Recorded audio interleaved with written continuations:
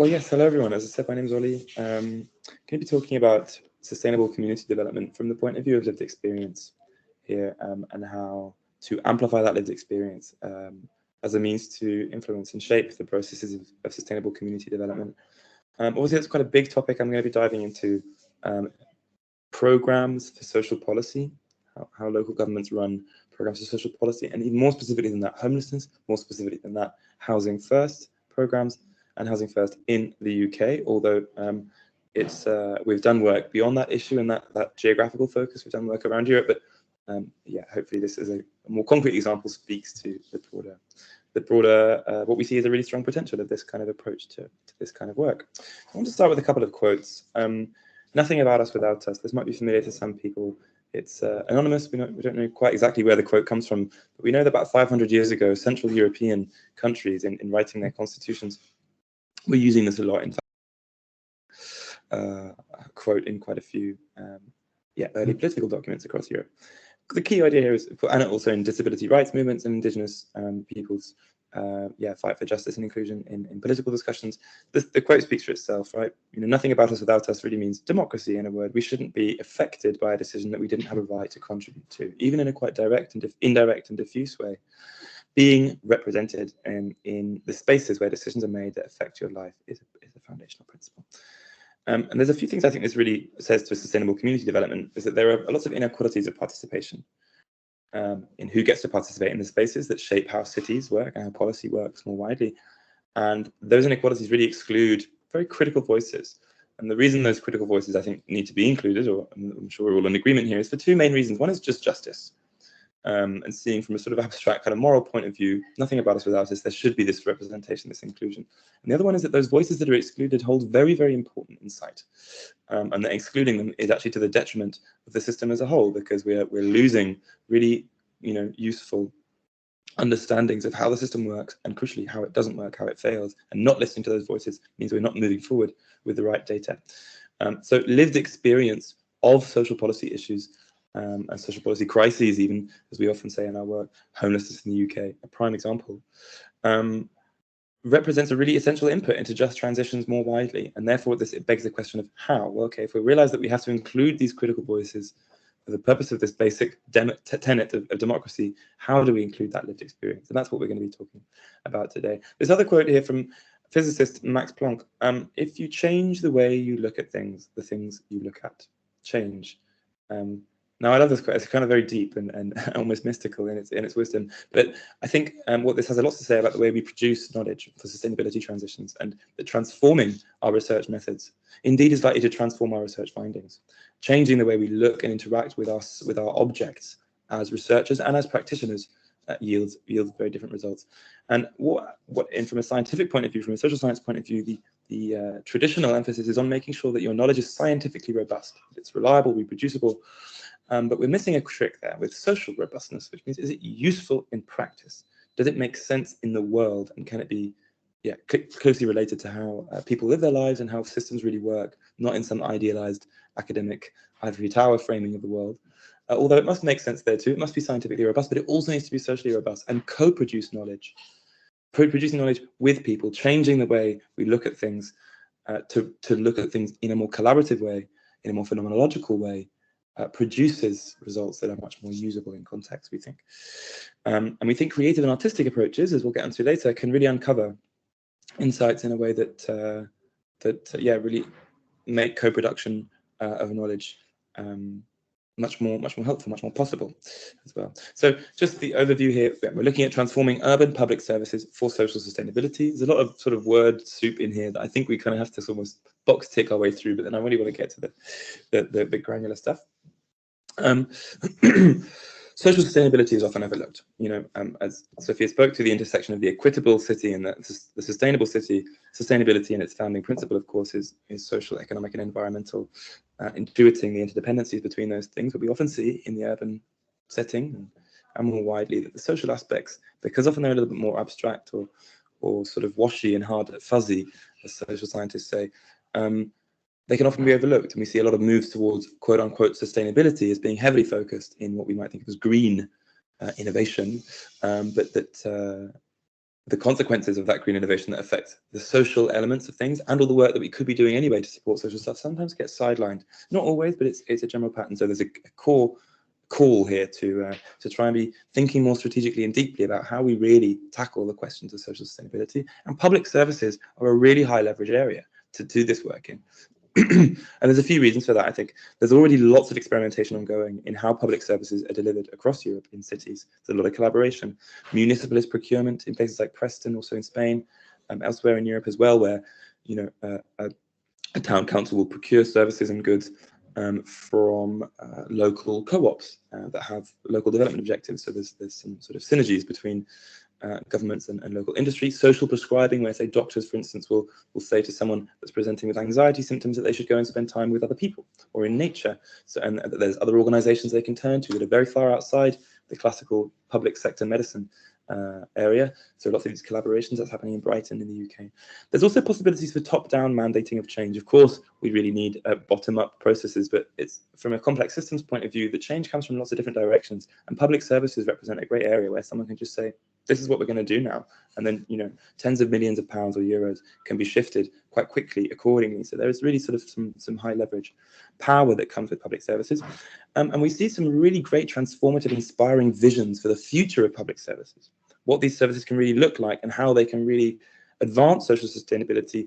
We're seeing an abundance now of frameworks and ideas and visions and manifestos coming up, really trying to articulate a positive and achievable vision for what that looks like. So it's not just some far out possible thing. Demos, a think tank in the UK, the largest cross-sector think tank in the UK, has a future public services task force doing some really amazing work, working very closely with allies and government to really make this happen. So momentum is there. And the final point here, if we're going to transform public service delivery, if we're going to do this stuff, then we have to listen and center lived experience. And I'll get into that a little bit more now here. So again, just a little bit of introduction for the first half here, wrapping up the first half.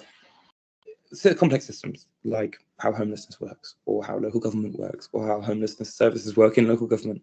There's different sort of nested levels of complexity we can imagine, but we know that if we fail to engage with the system's complexity and we try and solve its problems without an understanding of all these sort of interdependencies and complexities and patterns of emergence, then we can actually make the problem worse.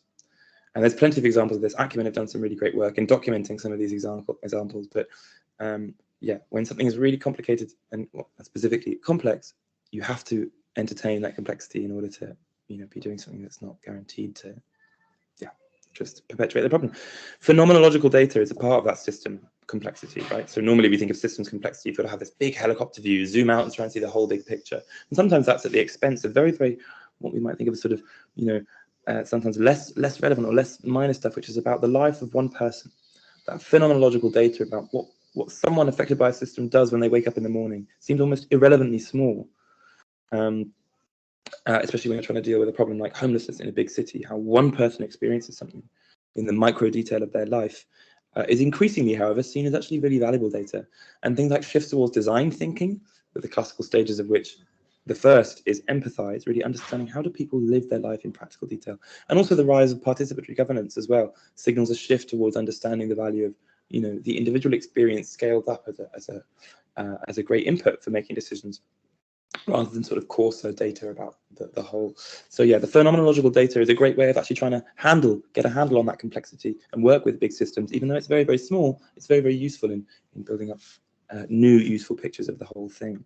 So also lived experience on phenomenological data, as we might otherwise call it, it helps important messages land. So, and you often hear this in UK Parliament, for instance, someone's talking about reform of housing policy, but they'll say, my constituent, John, and in their speech, they'll mention a specific person because it appeals to the heart. Mentioning specific details of specific lives can really bring sort of a certain life and a certain clarity to what otherwise seem like quite cold data, cold facts, and in the process obscure surface quite obscure details. And we need those details. We need to appeal to the heart to get people to believe in this change and get momentum built up. But we also need those details, as I said before, to those very specific details to actually get a handle on what's going wrong. So Photovoice in a nutshell. Photovoice is a method. It's a research method. It's a practice method and it uses photography, as you might have guessed. You may already have heard of it already. It's an action research method that comes from health research specifically. It's now widely used, and feminist health research is its origin, but it's used a lot in social policy stuff, public services, other stuff to do with inequality. It uses photography as a way to reveal and prompt new understandings of complex issues, particularly from marginalized perspectives. When you go through a Photovoice experience, you might be targeted as a group of people who have a marginalized experience, people experiencing homelessness, for instance. This is that's what's at the center of our cases. We basically run photography courses and then give cameras and ask them to capture their own lived experiences of a given issue firsthand. They don't have to answer specific questions. They don't have to fill in a survey. They don't have to attend a focus group. They don't have to use any language that we expect them to have or that we see the problem through. We just say, okay, first of all, what would you like to talk about here? Let's say the local government has come to us and say, we need to understand support better. So we say, okay, what's important in support for you? Talking to our cohort, and they'll name some things and we go, okay, great, here's some ideas. Let's use those ideas, go away and take some photos once you've had training. And what we get back is a really rich visual palette of insights that we just wouldn't get if you did a survey or did other forms of engagement, interviews. For instance, as well, it's just a very different set of results.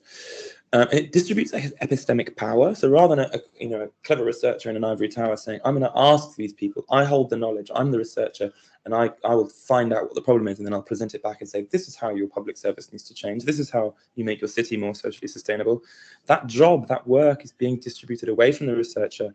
And in that act of co-production, we're hopefully transforming some of the unequal power balances that lie both in how programs are run and they're experienced by the people in the programs, but how research is done and how the person being researched is experienced. So we're trying to transform that imbalance. There are sensitive ethical issues that have to be accounted for. I'll try and have time for that towards the end. If not, we can get onto it in the questions perhaps. But we see lots of different levels of impact, and I'll get onto that later as well. But it enables people to identify and document their perspectives on their terms. We then engage in critical dialogue about it. And then we communicate the perspectives to those stakeholders. This is Wang, who in 1999 sort of laid out the very fundaments of Photovoice as we know it today. Although different things had existed before, it emerged from feminist theory in the theoretical side and critical consciousness theory. So that's a bit of Paulo Freire, obviously a little bit of Marx there as well. But in practice, it comes from documentary photography, or autoethnography, community-based participatory research stuff that's happening in practice, arts-based therapy. You can imagine a therapeutic dimension to this as well, the opportunity to be creative and to just go out and interact with the world through a lens can sometimes just be really fun and offer just a sort of an internal relief from day-to-day life, especially if you're living in a particularly marginalized situation. There's detail here on the actual process itself. We can come back to it. If people are curious, let me know about exactly how it tends to work in practice. But when to use it, again, I'll try and be quicker here. Where it's important to redistribute epistemic power. So it's great for use in places where there's a real problem about researched balances and tensions, or top-down management of a program and someone who's got no power in a program. If there is that real strong epistemic power or other sort of cultural power, really underlying a social sustainability issue, this can be great because it redistributes that power. Sometimes the issues at hand might be sensitive. So if you're talking about someone with psychological trauma, you're designing we've seen work with Photovoice being used with vulnerable women living in shelters, seeking refuge from domestic abuse. Now, someone talking about that kind of stuff can be really intense for a lot of people to do in words, to do in pictures, can really open up new space, new freedom to discuss quite complicated things, and then become prompts to surface new insights about how a system works, how a program works, or how it doesn't work. Sometimes the language we use around stuff is really contested or politicized. Like if we're talking about the culture wars, imagine, issues like Trump was a great example. Talking about divisive politics in the US, for instance, sometimes the very language we might use in an interview or a focus group itself has many different meanings, and it starts a fight just by using a single word like freedom. What does that really mean? But if you ask photos, you're avoiding some of that language stuff and you get to the heart of insights. Sometimes people are less able to write. Maybe they've got learning difficulties. They're less able to communicate. They're less able to speak. Or motor neuron disease, someone might not be able to actually have a very fluent way of talking that explains how, say, a healthcare program has failed or needs to be redesigned for them. But photos, they're perfectly able to take photos. Sometimes it's just fun. It's great to take photos. Sometimes people really enjoy it, and that can be a great way to just get people's attention and to get them involved in a process. A child doesn't want to sit through an hour-long semi-structured interview about, a child's, a youth service or something, but they might want to go out and take some photos. And so wherever visual data, open-ended contributions, and also follow-up advocacy, because once you've got the photos, you've got really, really great data that, a lot of times when you produce an academic article, you can't storm into Parliament and say, look at this 20-page deep scientific literature review I've done on something and see how we need to change. But if you've got a photo in your hand, it produces great advocacy material straight away. So whenever that's useful. These are other cases too, but this is just an overview. So case study, this is the work we do. I'm going to try and use the last sort of 5 minutes to really deep dive here in the work. I might run over a little bit, Sophia. Please tell me off if I do too much. But homelessness in the UK and in many other countries is typically dealt with by what's called the staircase model. And what the staircase model basically is we say, okay, we can help you. We can provide you housing or support. But first, you need to do this one thing. And one thing might be to, in cases where there's drug abuse or addictions involved, say, okay, we need to get off drugs. And then you can come back to us, and then we'll go to the next stage. Or we'll say, okay, you need to demonstrate engagement with a therapist, or you need to demonstrate engagement with work benefits. Different countries have different stairs, but often it's really contingent on progression. And then at the end, you get a house. Now, Housing First turns that on its head. It's in the name. Housing First says basically, if you present as homeless, first get a house. There's a few reasons for that, and there's lots of principles, and I'm happy to share more about Housing First as an approach. But crucially, it says, well, if you're trying to say get off drugs, engage with therapy, develop more financial literacy and stability, or engage with back into work schemes, having a house is a great place to start for that kind of stuff. Getting your basics sorted in terms of not having to worry about where your home is and always being in temporary accommodation where there's all sorts of risks to your well-being is not a good place to start making those changes that are often required. So if you want to really help people, then rather than making them walk through these staircases, start with Housing First, and you'll find it. And there's a lot more to it than that, and we can go into it in more detail, but that's really the core. And it's been adopted across the UK. There's big progress was made in Finland, in the US, is where this model really came into its own, and across the UK, but there's no central government support, even though there's a great deal of evidence now to suggest that this is, especially in cases of extreme disadvantage, this is much more effective at helping people, and also much more cost effective as well in the long run.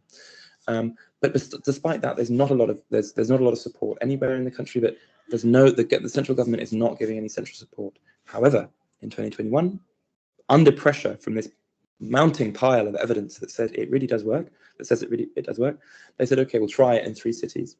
And they've extended the pilot, but there's still a lot of reluctance to actually say, well, we've got great data on this pilot too. Let's scale this up and make it the norm. Make it the standard that Housing First is simply how we deal with homelessness in this country as a norm. So these 3 cities, we said, okay, we really want to work with this, because one of the key principles of Housing First is co-production and giving people the dignity to take part in the decisions about how they access the support. And so co-production of knowledge is a really natural ally. And we see in a lot of Housing First programs, they do a lot of this kind of stuff. So there's sometimes Housing First programs use Photovoice. In the UK, we represent most of that work. The Greater Manchester Combined Authority, West Midlands Combined Authority, and Liverpool, so Manchester, Birmingham, and Liverpool City region, those are the 3 cities chosen. We worked a lot with Manchester. So we've come into Manchester, Greater Manchester Housing First, GMHF. They're the group that said, okay, we're gonna take this pilot money from the government and we're gonna really try and develop this program. And it's done very, very well for itself, and they have lots of co-production work. And we've collaborated with them, with GMHF.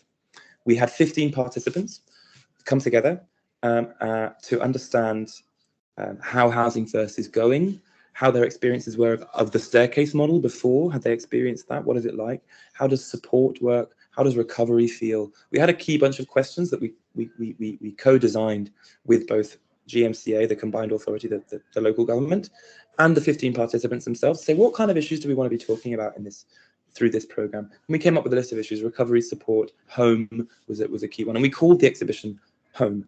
Of course, I should mention, after the end of a big process of Photovoice, you always have an exhibition as a way to invite people in to engage with that content as well. So our exhibition was called Home. It was in Manchester in 2022. We had it around the city in various locations, including the cathedral, train stations. We try and always go with public spaces to sort of disrupt and interrupt people in their everyday routines to engage with this stuff. And then we take it to policy conferences as well. So we took it to the biggest housing conference in Europe and engaged with local politicians and use it as conversation starters, surface very specific insights to say, okay, we know this needs to change, or this would be a good idea. You've got to stop doing this and start doing this.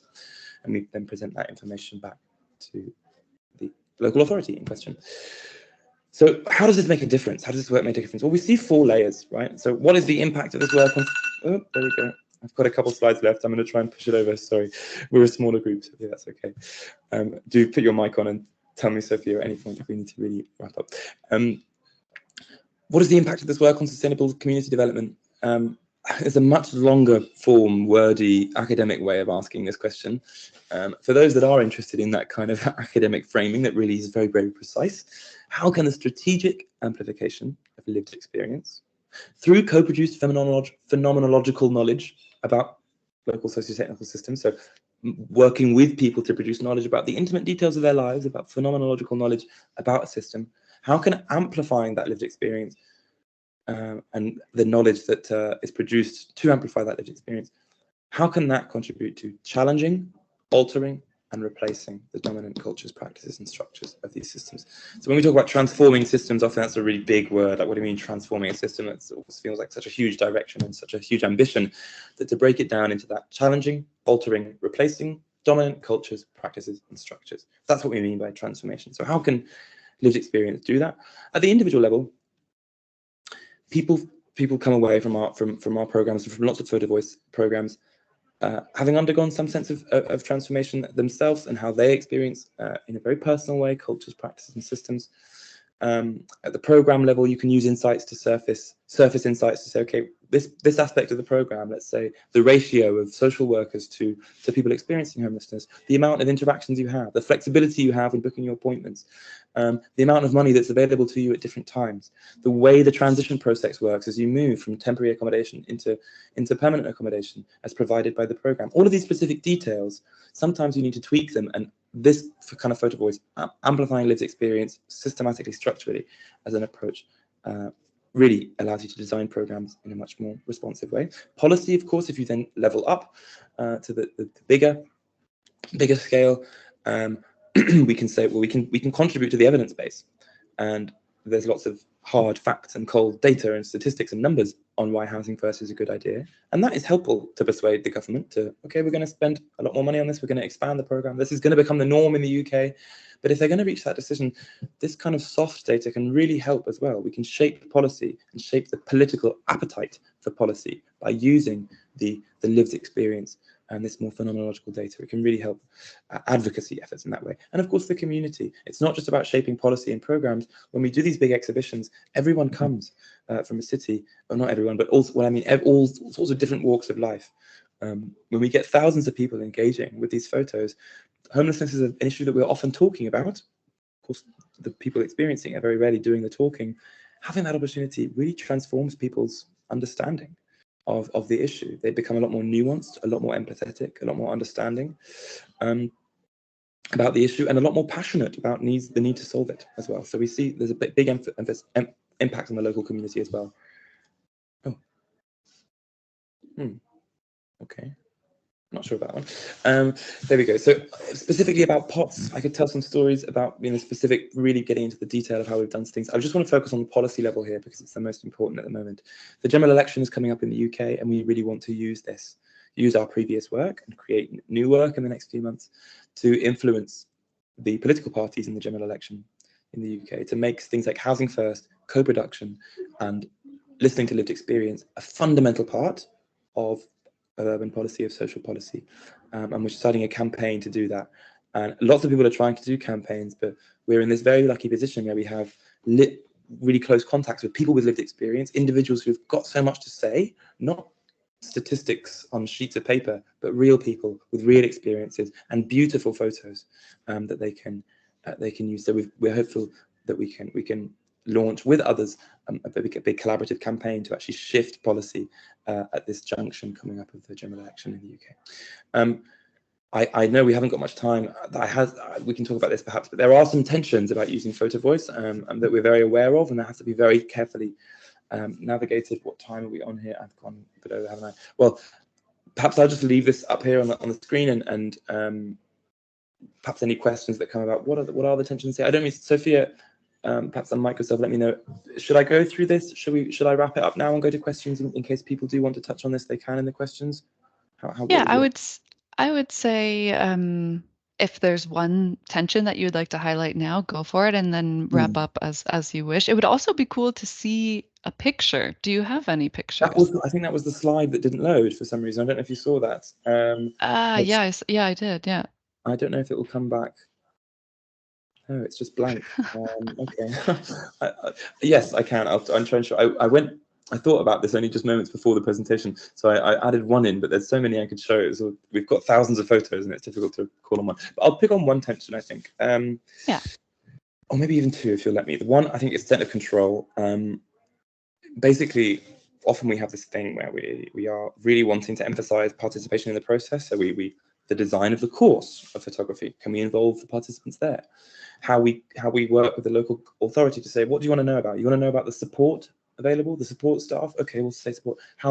What kind of a role did the participants have in saying, I also want to talk about this. I want to talk about addiction. That's something that came through in Manchester, for instance. The participants said, I want to talk about this. But we're always trying to involve them in the design of the exhibition. In the recording of the interviews, where they go through their portfolios of photos and they say, in this photo, I felt this, and I was, we do interviews about that to surface those insights. Do they get to design the interview process as well? Do they get to help us with the audio editing? All of these things we can involve them, but basically, as we try and involve, it becomes complicated, especially working with people with a lot of very difficult life experience. It can be reliability problems. You say, okay, we're going to come and involve you. Let's meet at 3 p.m. in the center of town, and they don't show up. There's another thing that happens. Or sometimes we're expecting them to be a certain level of skill and literacy that there isn't necessarily, to say, come and help us, curate and design an exhibition. It's something someone's never really done before and has no experience that they feel they can leverage to take part in that, and it can become a bit tricky. So there's always this question of saying, well, we want to involve people as much as possible, but sometimes it's just not practical. And that becomes an ethical issue to say, well, then we're kind of retaining a lot of power here, because we're designing the exhibition, because we found that it's difficult otherwise. We're deciding that when we sell the photos, you get the profits from the photos, but we manage that whole financial system. So we're really the ones kind of gatekeeping a lot of this stuff. And it's an awkward position that we're in sometimes, where we're emphasizing democracy, participation, inclusion, justice, but sometimes we act like the old system. The other thing I'd say is risk of harm. So sometimes if you're saying, we had an issue recently where someone was talking about sexual abuse in one of their photos. It was a very abstract photo. It's a picture of the sky. And they were saying, a lot of my journey towards homelessness and towards depression, towards addiction, was suffered at, sexual abuse from the hands of my family members. And it was a very, very intense conversation. And it was a lot of tears and a lot of work to sort of very calmly and move through. And we have safeguarding training, but we're not community psychotherapists. And so sometimes we're in this position where we're actually, if we're bringing really deep stuff up and we're saying, go and take a picture about your experience of homelessness, and that experience of homelessness is incredibly traumatic, we need to be very careful that we're not exacerbating people's issues. So there's tensions there. Those are, so Casey's recording story, we had to then cancel the whole recording. We didn't use any of the data. We decided we're going to pull this whole recording, and none of the insights will come out because it's just not right. And she asked us to do that, and of course we obliged. So I'll leave it at that. I think I can stop.